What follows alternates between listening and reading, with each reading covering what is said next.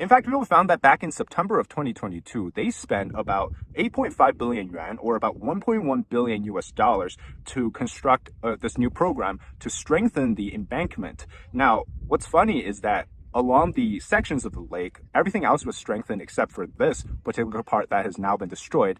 And so many people were leaving comments saying that, this is such a joke. And this is a notice that the officials released, which basically told people not to accept media interviews.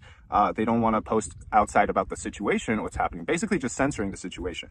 Now, if you try to live stream, according to some internet users, they will terminate the stream for you if you happen to stumble upon the sensitive footage.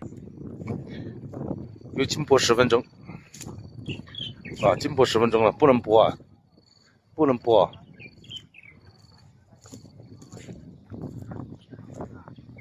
危险，那是什么危险区域吧？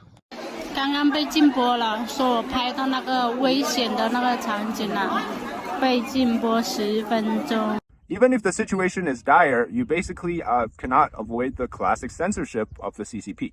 Now, the situation is still really bad because in the coming days, more rain is expected. Now, the embankment was already weak because, why else would they put a strengthening program in place? But again, with everything in China, it's like a lot of spending, not enough results. Well, of course, officials had time to start the flood fighting propaganda team, which they come in, in a clear formation, and they have accompanied cameramen, and they're ready to tout the victory for the Communist Party. This is very typical. It happens every year when there's flood.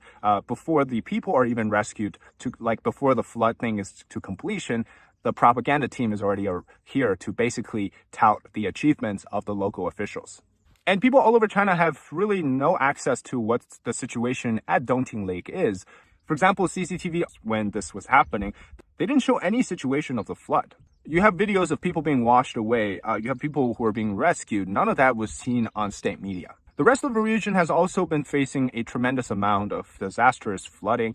And so this extended into 3 provinces, which is Hunan, Hubei, and also Anhui province. This video here shows a parking lot cam, and it shows that the flood water rushing in and actually pushing a bunch of people into the parking lot.